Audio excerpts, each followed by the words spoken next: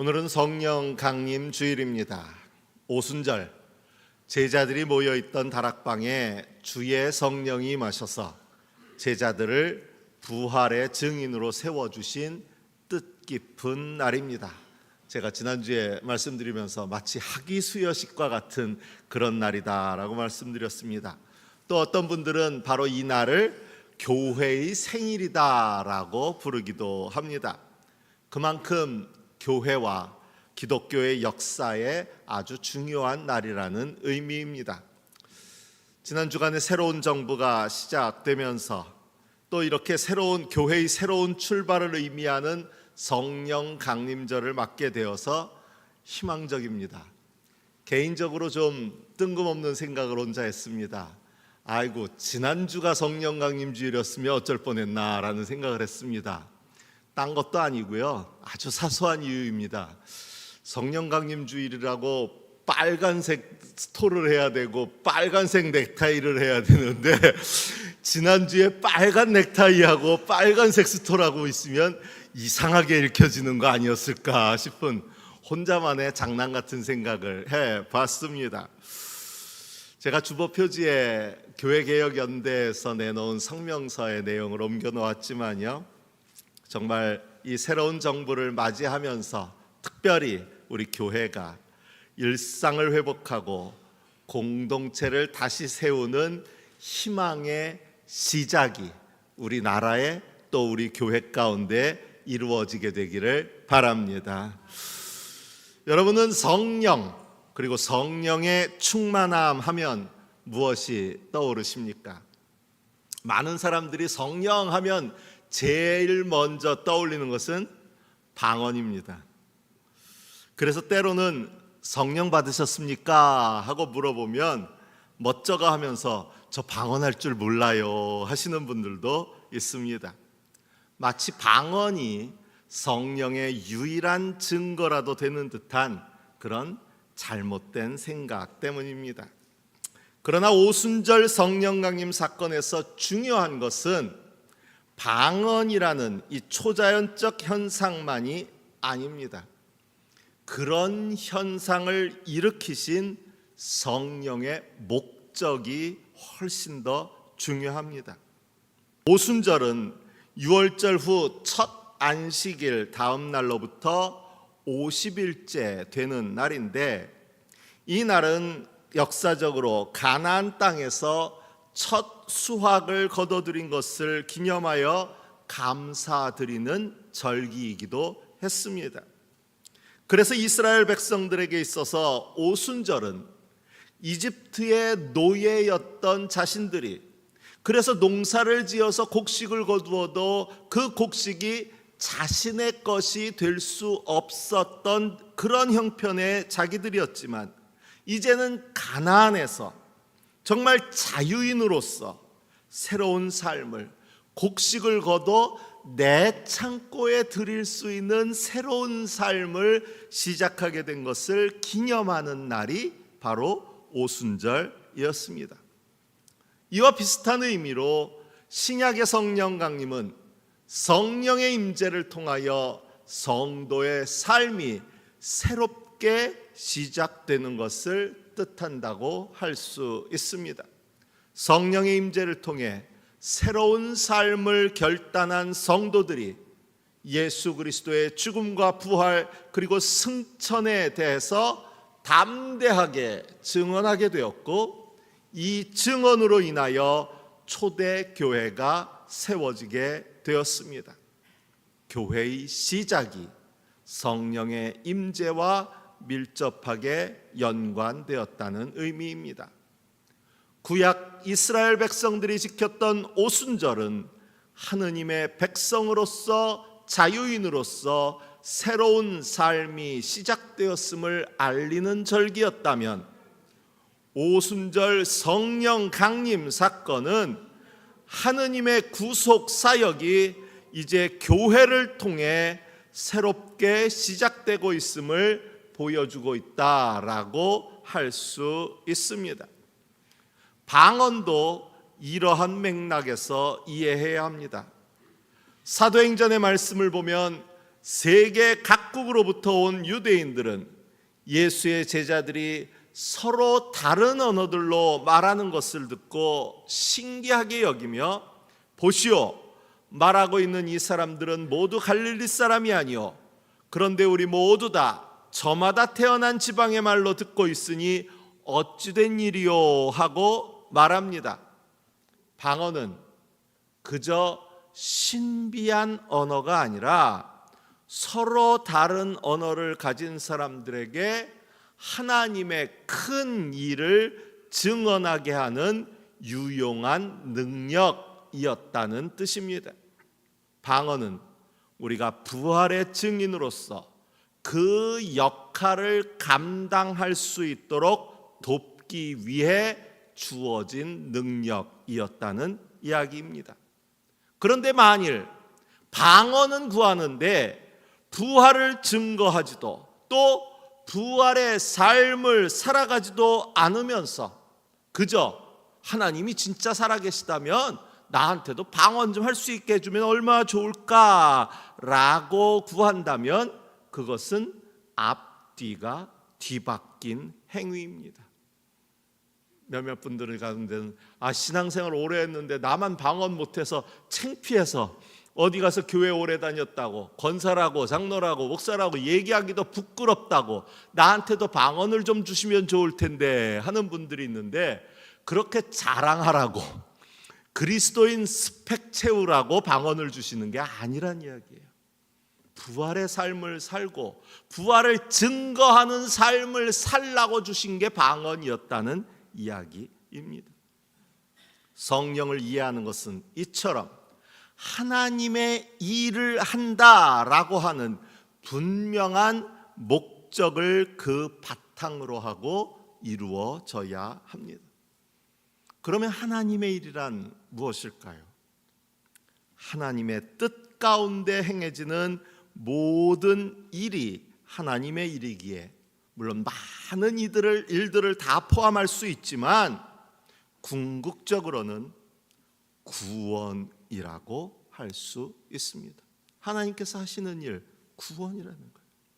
우리를 하나님의 백성으로 예수 그리스도의 길을 따르는 자로 세워서 주님 안에서 이제 참 생명을 살아가게 하시는 것, 이것이 바로 하나님이 하시는 하나님의 큰 일, 성령을 통해 하나님이 하시는 큰 일이라는 것입니다. 에스겔서 36장 27절에서 28절은 이것을 이렇게 표현하고 있습니다. 너희 속에 내 영을 두어 너희가 나의 모든 율례대로 행동하게 하겠다. 그러면 너희가 내 모든 규례를 지키고 실천할 것이다. 그때에는 내가 너희에게 조상에게 준 땅에서 너희가 살아서 너희는 내 백성이 되고 나는 너희의 하나님이 될 것이다. 내 영을 그들에게 주어서 그들을 나의 백성이 되게 하겠다라고 하는 약속의 말씀입니다. 또 고린도전서 12장 3절은 이렇게 말합니다. 성령을 힘입지 않고서는 아무도 예수는 주님이시다 하고 말할 수 없습니다. 우리가 그리스도인이 되어서 예수를 그리스도라고 고백하는 것, 이 일 역시도 성령이 하시는 일이라는 의미입니다. 우리가 잘 알고 있는 사도행전 1장 8절은 또 이렇게 표현합니다.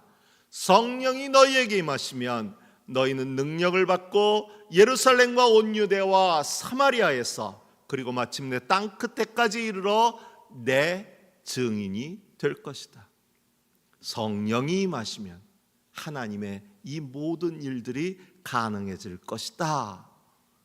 그리고 오늘 우리가 읽은 로마서 말씀에 바로 뒤에 이어지는 16절 말씀은 이렇게 말합니다.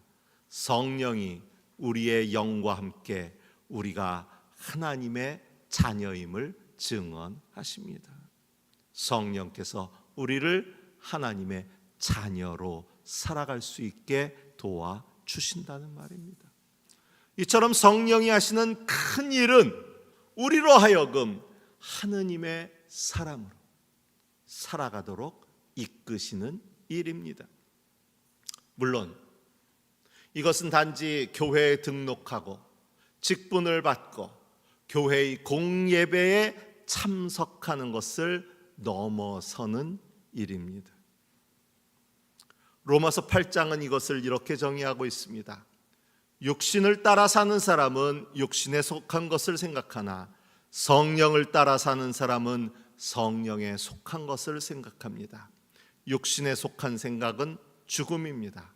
그러나 성령에 속한 생각은 생명과 평화입니다.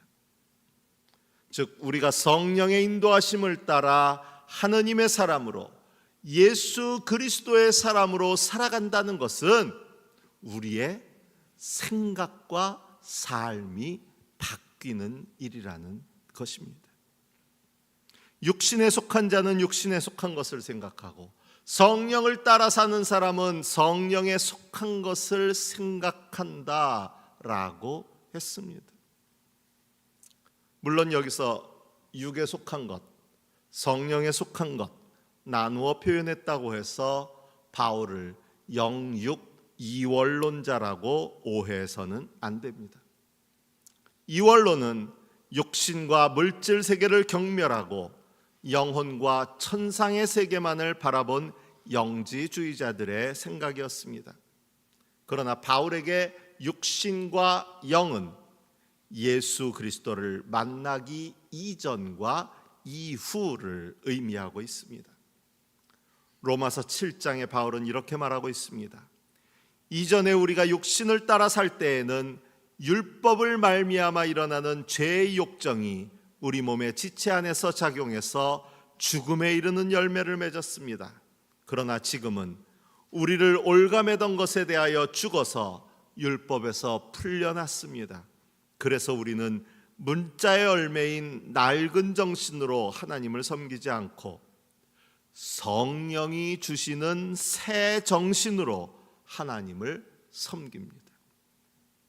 육신을 따라 살 때가 바로 그리스도를 만나기 이전, 우리가 흔히 하는 표현으로 구원받기 전의 모습입니다. 그런 우리가 이제는 그리스도를 만나고 성령이 주시는 새 정신으로 하나님을 섬기며 그의 백성으로 살아갈 수 있게 되었다는 것입니다. 이것을 에베소서에서는 또 이렇게 표현합니다. 여러분은 지난날의 생활 방식대로 허망한 욕정을 따라 살다가 썩어 없어질 그 옛사람을 벗어버리고 마음의 영을 새롭게 하여 하나님의 형상을 따라 참 의로움과 참 거룩함으로 지으심을 받은 새 사람을 입으십시오. 이것이 바로 성령 받은 사람, 그리고 성령이 우리에게 오셔서 하는 하나님의 큰 일이라는 거예요. 우리가 새 생각을 가지고 새 사람이 되어서 주님이 약속하신 구원받은 자의 삶을 살아가도록 하시는 것, 이것이 바로 성령의 역사라는 모습입니다. 그러려면 성령을 통해 우리의 생각의 기준이 바뀌고 가치관의 기준이 바뀌어져야 합니다. 눈앞에 사적 이익만을 따라 살아가는 것이 아니라 하느님의 뜻과 하느님의 나라를 중심으로 생각하고 사고하고 살아갈 수 있어야 한다는 이야기입니다. 이제 대통령이 새롭게 즉위하고 또 그에 이어서 정부의 각 구성원들이 새롭게 인선되어지고 있습니다. 이 사람들에게 우리가 바라는 것이 무엇일까요? 이전까지는 자신의 사적 이익을 따라 살았다 할지라도 이제 정부의 부름을 받아서 정부의 요직에 앉게 되면 그 자리에 가서는 자신의 사적 이익보다는 나라의 국익을 먼저 생각하고 자기의 개인적 이익보다는 국민들의 요구가 무엇인지를 먼저 받아들이고 그 일을 이루는 사람들이 되어질 때 그들을 우리가 진짜 공복이라고 부를 수 있는 것 아니겠습니까? 어떤 사람처럼 자기 아내의 불법적인 것 감추려는 것에만 모든 관심을 갖고 정치를 한다면 그런 대통령이 온전히 대통령이 될 수 있겠습니까? 무엇을 중심으로 살아갈 것이냐? 우리가 이제 정말 성령을 따라 사는 사람, 성령 받은 사람이면 내 삶의 모습이, 내 생각의 지경이 뭔가 바뀌어질 수 있어야 한다는 이야기입니다. 코이라고 불리는 비단 잉어가 있습니다. 색이 아주 화려해서 주로 관상어로 많이 키운다고 하는데, 이 코이라는 물고기에는 아주 특이한 점이 있다고 합니다. 집안의 작은 어항에서 이 물고기를 키우면 5에서 7cm 정도의 크기로 자란다고 합니다. 그런데 이 물고기를 조금 큰 수족관이나 연못에 갖다 풀어놓으면 30cm까지도 크게 자라나게 된다고 합니다. 거기서 한술 더 떠서요, 이 물고기를 호수의 방류에서 살아가게 하면요, 이 물고기가 1m나 되는 큰 고기가 되어진다고 합니다. 종이 다른 게 아니에요. 똑같은 물고기인데 어항에 키우면 5cm짜리, 큰 수족관에 키우면 30cm짜리, 호수에 풀어놓으면 1m까지도 자라난다는 겁니다. 환경에 따라서 그 성장의 크기가 달라지는 것을 일컬어서 그래서 코이의 법칙이라고까지 부른다고 합니다. 우리가 흔히 노는 물이 다르다 이렇게 얘기하는데, 노는 물이 달라지면 그 성장의 크기도 달라진다는 거예요. 사람도 마찬가지입니다. 같은 날 같은 시각에 태어난 사람이라도 그가 자라온 환경과 주변 인물에 따라 전혀 다른 삶을 살아갈 수 있습니다. 우리의 생각도 마찬가지입니다. 인간의 사유, 인간의 사고는 그가 살아가는 세상의 크기와 비례하게 됩니다. 한 가족만 염두에 두고 살아가는 사람은 그 가족의 크기 이상을 생각하지 못합니다. 자기가 속한 지역만 생각하는 사람은 그 지역의 경계를 넘어서지 못합니다. 한 도시, 한 국가, 한 인종, 한 계층, 한 문화, 한 언어, 한 전통만 생각하는 사람은 그 도시, 국가, 인종, 계층, 문화, 언어, 그리고 그 전통의 경계선 안에 갇혀 생각하고 살아가게 됩니다. 하지만 자신을 더 넓은 세계와 하나님의 나라라는 그 커다란 호수 속에서 생각하는 사람은 그 생각의 크기가 그 호수의 크기와 비례해서 자라나게 될 수 있습니다. 이것이 우리가 자녀들을 믿음의 사람으로 키워야 할 이유입니다.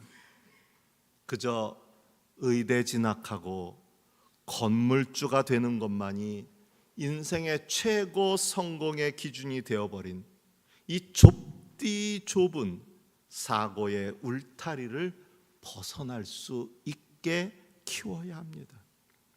사람은 자기의 주관과 기준에 따라 행복과 불행, 성공과 실패를 나누게 됩니다. 자기의 생각대로 되면 성공이고 그렇지 않으면 실패라고 말합니다. 너무나 자기 중심적인 소화병적인 생각입니다.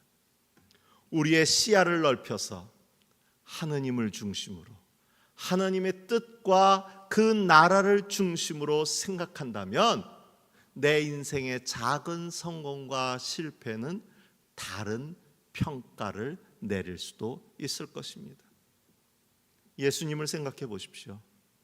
만일 예수님 개인만을 중심으로 생각했다면 십자가는 피하고 싶은 잔이었고 실패의 상징이 될 것이었지만, 하느님을 중심으로 생각하면 그 십자가는 영광의 상징이 될 수 있었습니다.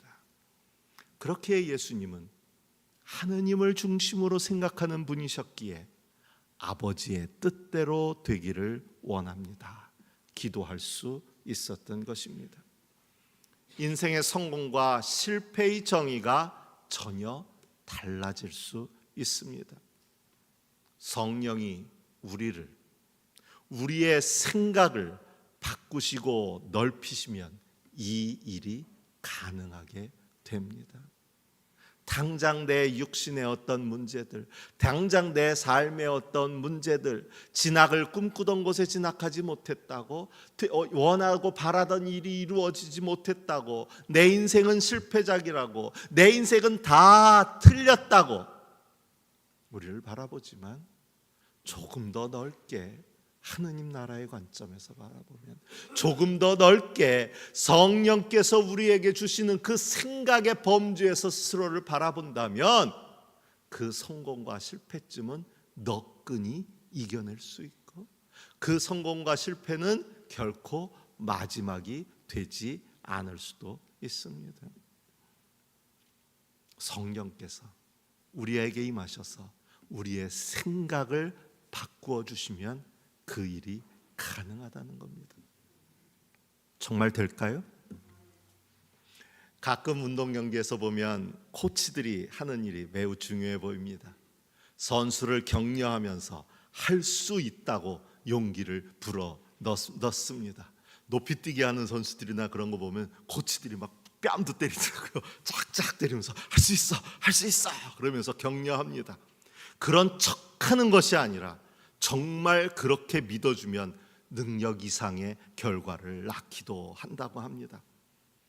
우리가 흔히 얘기하는 히딩크 지도력이 그런 거 아니었습니까? 나는 아직 배고프다. 어쩌면 16강에 올랐다고, 본선에 진출해서 16강에 올랐다고, 야 이쯤이면 우리 되게 잘했네, 거기서 만족하려고 하는 선수들에게 나는 아직 배고프다 하면서 그들을 몰아붙여서 결국 4강까지 오르게 했던 그 지도력을 우리는 히딩크 지도력이라고 부르지 않나요? 그런데 여러분, 우리에게도 그런 코치가 계셨습니다. 나보다 더 믿어주시는 그 주님께서는 오늘 여러분을 향해 이렇게 말씀하십니다. 복음서 11절의 말씀입니다. 내가 진정으로 너희에게 말한다. 나를 믿는 사람은 내가 하는 일을 그도 할 것이요 그보다 더 큰 일도 할 것이다. 여러분이 주님이 하신 일을 할 수 있다고 합니다. 아니, 여러분이 주님이 하신 일보다 더 큰 일도 할 수 있다고 우리에게 말씀하십니다. 그리고 그 일을 위해서 그저 우리에게 맡겨두시는 것이 아니라 우리와 함께 하시며 우리를 도와주시는 보혜사 성령을 약속하고 계십니다. 내가 아버지께 구하겠다. 그리하면 아버지께서 다른 보혜사를 너희에게 보내셔서 영원히 너희와 함께 계시게 하실 것이다. 주님께서는 우리가 우리의 울타리를 넘어 주님께서 맡기신 큰 일을 행하는 자로 살아가기를 원하십니다. 그리고 그 큰 일을 행할 수 있도록 우리에게 보혜사 성령을 보내주셨습니다. 여러분 모두 성령으로 충만하시기를 바랍니다. 성령의 이끄심을 따라 하나님의 일을 이루어가는 성령의 사람, 주님께서 주시는 새 정신을 품은 새 사람으로 살아가시는 여러분 모두가 되시기를 바랍니다. 주신 말씀을 마음에 새기며 묵상합니다.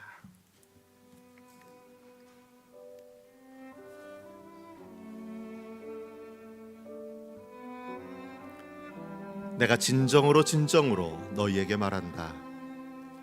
나를 믿는 사람은 내가 하는 일을 그도 할 것이요 그보다 더 큰 일도 할 것이다.